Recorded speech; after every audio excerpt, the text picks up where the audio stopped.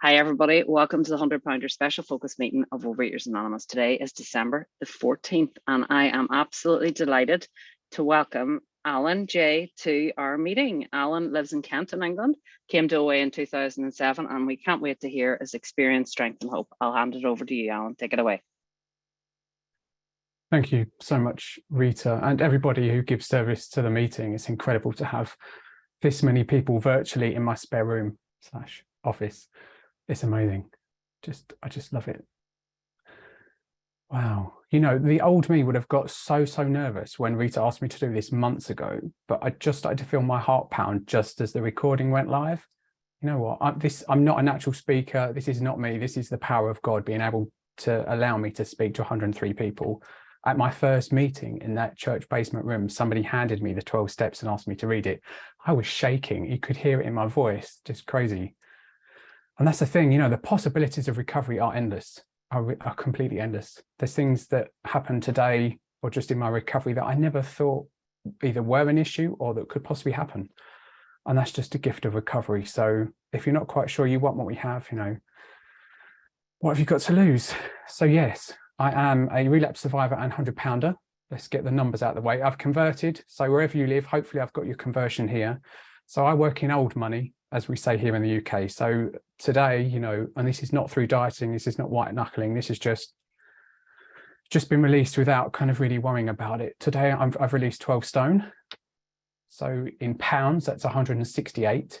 And in kilos, if you work in kilos, that's 76. Now that is a whole person. That is a whole person.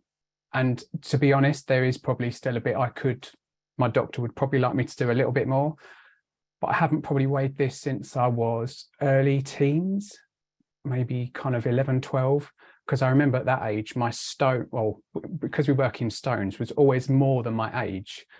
And I remember secondary school, or even primary school, mum having to buy kind of go into the menswear section, not just the kids, the men's section, because you couldn't get close to fit. And in the 90s, it was harder to find. But yeah, I'm not going to go into the whole kind of eat-a-log thing. I'm definitely a compulsive eater. I knew how to eat. You know, that weight loss proves that I knew how to eat.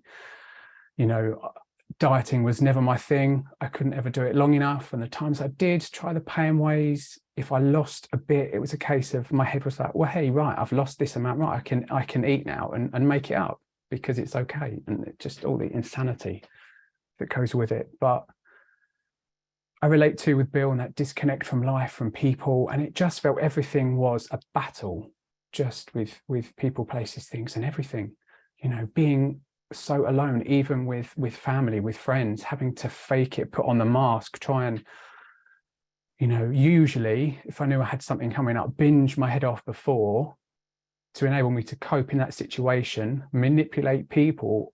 Although I was a ball of rage and anger inside, I was always trying to kind of exude this kind of calmness and peace, and that really wasn't me. It was a complete act.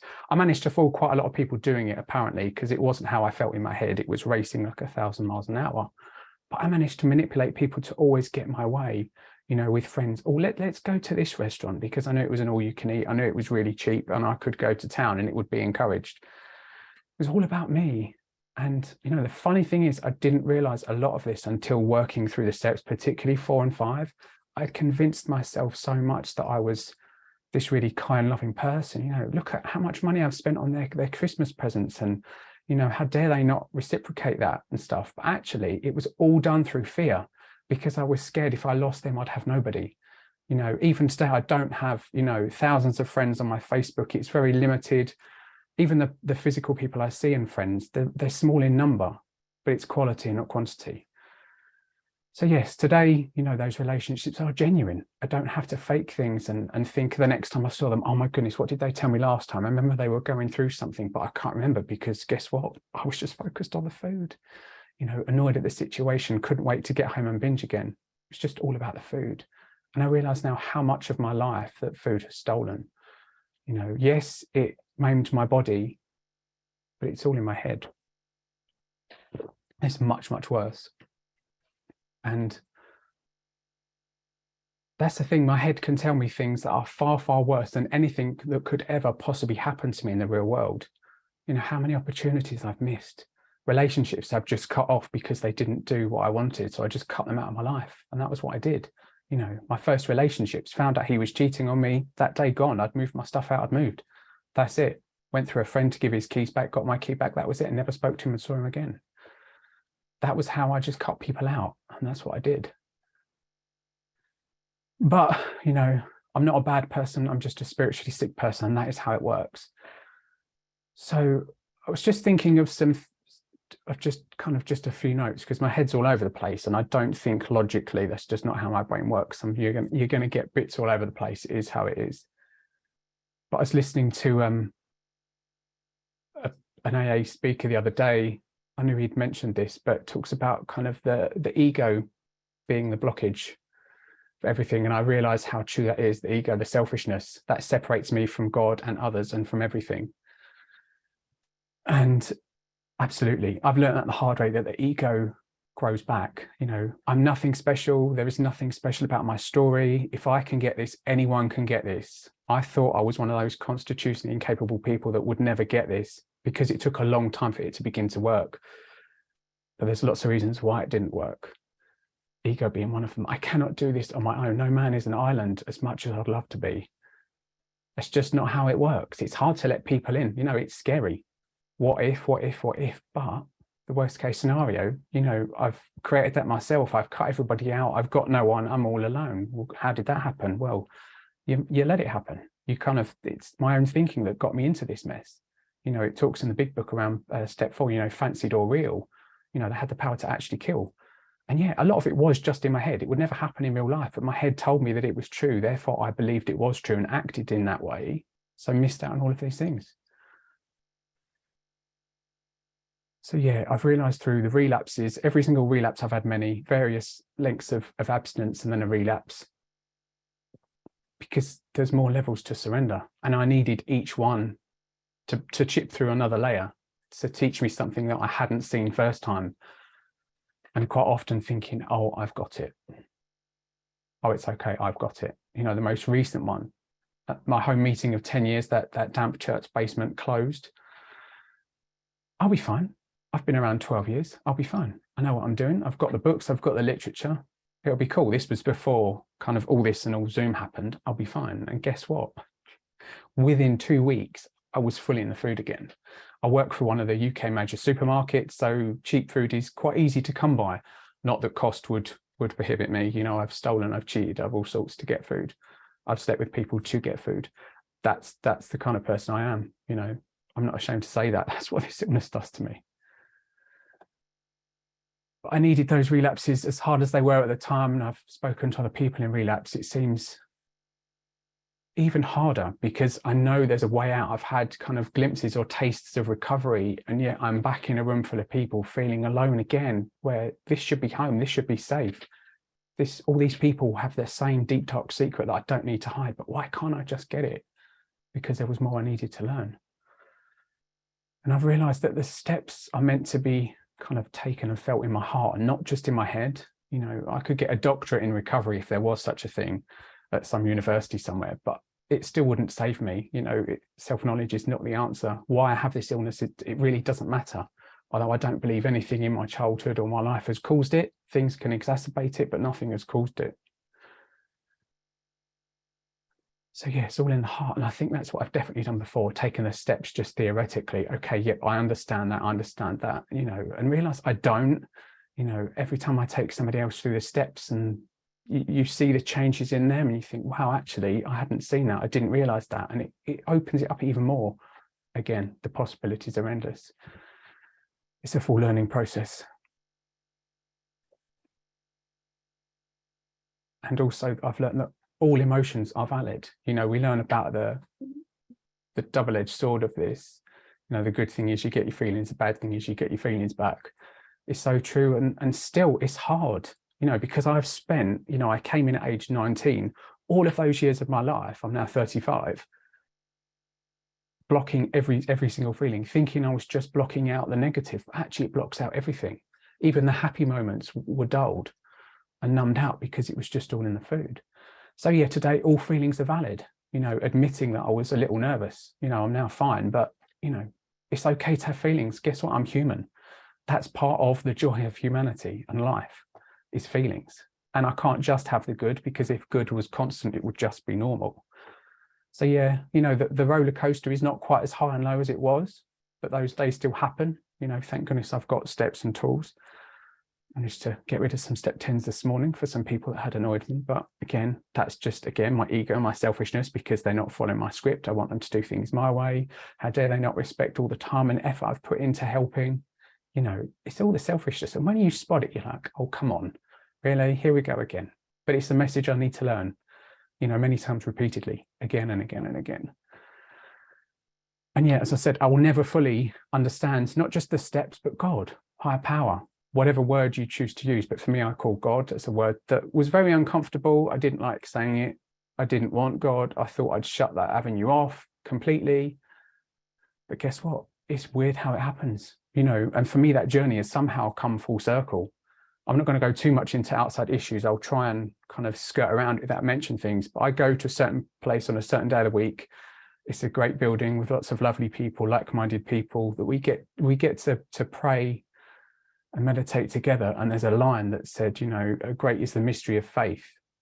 And I can certainly relate to that. I can certainly relate to that. I never thought I'd be there. I never thought I'd be allowed into that place. But guess what? It happens. And it happens to be the place I went as a child as well. How crazy is that? And I'm welcomed. And I said, you know, a couple of years into program, you know, I feel I need to do more to connect to this God, this higher power thing. You know, I understand love, that power in the meeting. That's where it started, nature. And it kind of continues to evolve. And I still don't know what it is. Even though I go to that place on a certain day of the week, I still don't know. I still do not know, because it's kind of got, for me, it's a fusion of aspects in the big book, the program, and there, and all sorts, but it works. It gives me such a sense of peace and hope that I don't understand, but it works. And that's the thing, there's always more. You know, the relationship I have now is because of that last relapse took me lower, but, you know, I hope that there's more to come, and I know there is, if I stay open to that. And I was introduced to the set aside prayer. I'm sure you can find it online somewhere if you're not familiar with it. Just that concept of continuing to be open-minded in everything, in all aspects, not just God.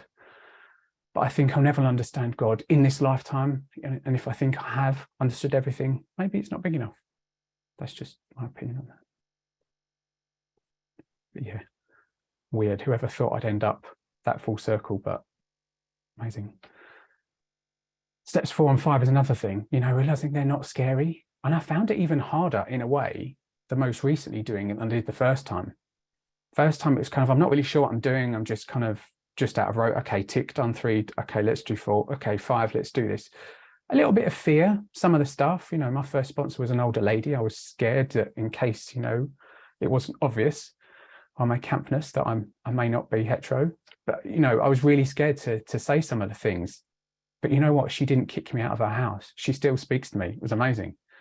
It's really not that scary. Again, it's all the thinking in my head that holds me back. But doing it, coming out of her house, was like, wow, actually, I feel a bit lighter. And I didn't do it perfectly. Guess what? There's always another chance to do it again and again and again. I don't think I've met a person in the rooms in the fellowship that's been around any length of time that says, oh yeah, I've only done a step 5 once and that was it. I've never had to do it again. There's always another go. You know, there is no perfect. Feel free to do it again. There's always more to learn.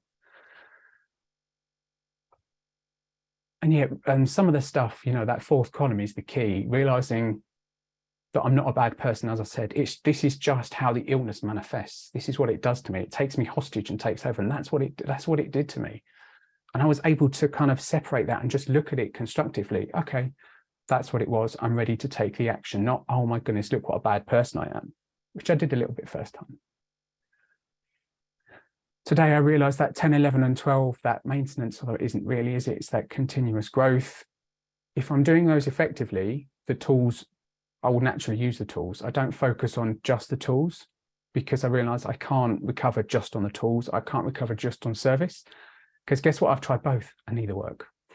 Both together, they still don't work. It's only the steps. And step 10s, I love step 10s. Oh my goodness, the freedom in a step 10, as I said earlier, spotting my selfishness, because for me, I follow the instructions. I look for the selfishness, the dishonesty, the resentment, and the fear. And for me, my sponsor, they're all connected. They're all just Why didn't you reply to my Tupperware party? Different form of self. Thanks. They're all just a different form of self. So I can kind of almost go through it in a situation. I can feel I'm a little bit off. Okay. And I can see those things. I send them to my sponsor and done. Gone. Power's gone. Doesn't have to control me. And I heard in a podcast, I get to listen to quite a few podcasts on my job, kind of driving around London, doing what I do, that actually step 10s are an invitation to deepen that connection with my higher power. Okay, God, what do you need me to learn from this? Is quite often something I would say. There's a message here that my higher power wants me to learn, to see it as a positive. Actually not, oh, come on, you should have this sorted by now. Actually, okay, God, I welcome you in, help me learn from this situation. There's always more room for growth. So I see it as a positive, and I love doing them. It's something I always hated. You know, oh my goodness, I've got to get the form out. I've got to do this. I've got to call this, do this. I love them today.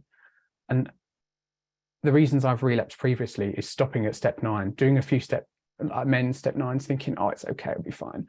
Step 10s, you knew a couple early days and peter off. Oh no, it'll be fine. I don't need to do that. It's only a small one. It's only a small one. For me, today I realize it's the smaller ones that catch me. They trip me up more than the big ones. You know, a big family death, you think that would be a big thing. That would send me back to the food. No, it didn't. But it's the small ones, how that one person annoys me. And it repeatedly comes up. They're the kind of things that are like magnets. Guess what? There's another resentment, another resentment. Before I know it, my head is swimming in resentments. And that still happens sometimes. It did a little bit this morning, but luckily I was able to spot that, let it go, get on a phone meeting. So great. I just love it. I just love the fact that we have all these different meetings now wherever I am. And yeah, something I didn't realize.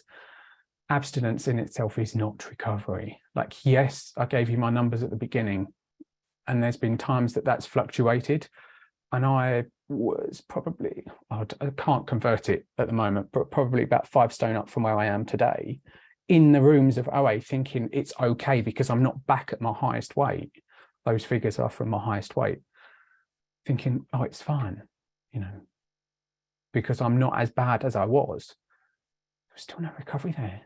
Because without God, without that spiritual component, even within the food, for me, kind of abstinence brings in that spiritual component too. It's just a diet. And I know diets just do not work for me. And that's progressive as well. You know, what my early abstinence was at the beginning was just a gap between 3 massive binges. That was the best I could do at the time. And I honestly believed that was it. But actually working through the steps, okay, I realized that's causing an issue. Okay, God, let that go. And today I just let God adapt my food plan. You know, I never thought I'd be weighing and measuring. My batteries went on my scales. I had to go to the shop to get a new battery for the scales. It was really weird. I never thought I'd be that person. You know, I thought that was just a bit too controlling for me. It's like, oh, no, I'm not doing that. But it just brings me just a sense of ease that actually that is honestly a genuine portion. It's really weird how things work. And it just keeps evolving, doesn't it? I love the word on page 129. And it talks about the top paragraph. Father feels he struck something better than gold. For a time he may try to hug the new treasure for himself. He may not at once see he has barely scratched a limitless load, which will pay dividends if only he minds it for the rest of his life and insists on giving away its entire product. I have to give this away to keep it. Sponsorship is highly inconvenient, but it's so worth the time and effort. You know, so worth the time and effort. A sponsee earlier cancelled the call again. Okay, yep, sent that step 10 off too, but you know, it is so worth it. It's not a one-way street. It's not about me being superior and telling you what to do. It's being open to that two-way process, getting to read this fantastic book through their eyes and seeing it in new life, and it continues to grow and evolve. If I'm open to that process, allowing them to teach me things as well. Okay, I hadn't quite seen it in that way, but that makes sense. There is no one straight path, unfortunately, in regards to the spiritual. It cannot be measured. Hence why I cannot compare my recovery to somebody else's, as much as there are times I've wanted somebody else's recovery because they've got this and they've got that. I'm only me, you know, everyone else is already taken. I can only be me. And yeah, that's hard sometimes when that selfishness, that ego creeps back in, because it grow like a weed. You know, I love gardening. And there's certain weeds here in the UK. I don't know if you have bindweed where you are, but literally you can dig as deep as you can go deep to get that root out, and you think, yep, I've got it all. Guess what? Within a couple of weeks, there it is. There's a leaf. It's come back. That's just like the ego and the selfishness. It's never gone. It's never gone. You know, part of me before the meeting, in my prayers, you know, I could feel that ego coming in, wanting to have this fantastic share and have to all these calls and stuff from people afterwards. But again, I know I'm special. So if you're new and you think, I'm not sure this is going to work for me, I'm not quite sure of this God thing or the steps, they feel a bit weird. You know, what have you got to lose? If what you tried before was worked, then I wouldn't be here. But the gifts of program, you know, we'll read the step 10 promises at the end. There's so many promises. It's like 143 or something. I don't know. I'm not a big book whiz. I'd love to be able to just quote things verse and chapter like that. I'm not quite there yet. Maybe one day, but there's just so many wonderful things that happen, even at the beginning, just that feeling of hope. You know, even through my darkest relapses in the rooms, I always believed that this is the only answer, because I know nothing will work. You know, I didn't have surgery. That was probably the last thing that I was probably going to try. And even today, all the excess skin that I have, I'm not going to get it removed. It's just part of my journey. You know, I wear the stretch marks and the loose skin with pride. It's just part of my story. You know, I'm never going to be on the cover of Men's Health, but I don't wish to be. It doesn't matter, because it's really not important. So the real freedom is up here, is in my head. You know, being able to just be in a day, be in the moment, be with people, and not get caught up about in a couple of weeks what's to come or that big day. Because this time of year was always a time where I'd literally, the food is in the shops from probably beginning of November. Oh, it's fine, it's coming, let's just do it. It's only here once a year and going for it. And just not remembering the entire 6 weeks. For me, you know, I'm not just a double winner, you know, identify as an addict. There's other things I would use. And it was another substance that got me into the rooms, because that quickly took over, very quick, within 6 months. But I know there's more, you know. Think, oh, I'm not as bad as that fellowship because I don't do that yet. I don't inject things or snort things yet. There's always yet. I'm sure if I found it, if I tried something, I would be there. But luckily that hasn't crossed my path at the moment. So always be vigilant. But again, the benefits far outweigh the inconveniences. I'm sure anyone who's been around long enough knows. What have I got to lose? And that's the thing. There's a big book duo that say, you know, we're the only people in the world that get to come out of a terminal illness better than when we came in. I came in, okay, 19, still a child, but mentally barely a 3-year-old. So, you know, today I'm, well, if we're going from relapse 2 years old, mentally, emotionally. So I've still got a long way to go, and I still do feel so new, because there's so much coming at me all the time, new stuff to learn. So I feel like I've run to the end. I don't want to keep waffling on. Hopefully that's made sense. If it hasn't, you know, do a step 10 on it. Thank you for letting me be of service. Thanks. Oh, Alan, thank you so much. And we want to give you a really, really big round of applause. That's wonderful. Thank you. I'm just going to read something from the big book. It says, most emphatically, we wish to say that any alcoholic capable of honestly facing his problems in the light of our experience can recover, provided he does not close his mind to all spiritual concepts. He can only be defeated by an attitude of intolerance or belligerent denial. We find that no one need have difficulty with the spirituality of the program. Willingness, honesty, and open-mindedness are the essentials of recovery, but these are indispensable. There is a principle which is bar against all information, which is proof against all arguments, and which cannot fail to keep a man in everlasting ignorance. That principle is contempt prior to investigation, and that's in the back page of the spiritual experience. Sorry, I've only got my little book today because the big one's downstairs. Okay, that was wonderful. So thank you so much, guys.